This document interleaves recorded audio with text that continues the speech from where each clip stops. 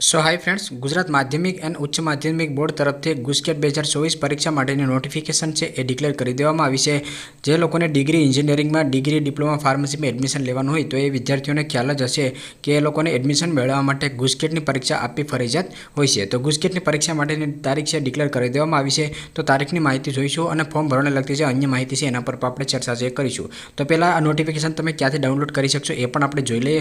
તો GSEBService.com એટલે કે ગુજરાત બોર્ડની ઓફિશિયલ વેબસાઇટમાં આવી જશો અને અહીંયા જે અપડેટનું પેજ છે એમાં આવી જશો તો અહીંયા તમને જોવા મળશે ગુસ્કેટ 2024 પરીક્ષા આવેદનપત્ર ઓનલાઈન ભરવા માટેની માહિતી। પીડીએફ ડાઉનલોડ કર્યા પછી અહીંયા તમને જોવા મળશે આ જે અપડેટ છે એ આજની જ છે, ઓફિશિયલ વેબસાઇટમાં આજે જ અપડેટ કરવામાં આવી છે।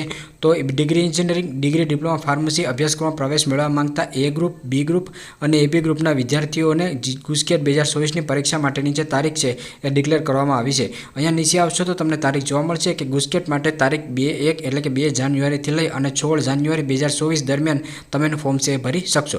ગુસ્કેટ માટેનું વર્ષ 2024 માટેનું ફોર્મ તમારે મિસ્ટેક કઈ રીતે ભરવું જોઈએ એના પર હું લાઈવ પ્રોસેસનો વિડીયો કાલે અપલોડ કરી દઈશ। તો તમે 16/1/2024 એટલે કે 16 જાન્યુઆરી સુધી તમે ફોર્મ ભરી શકો છો।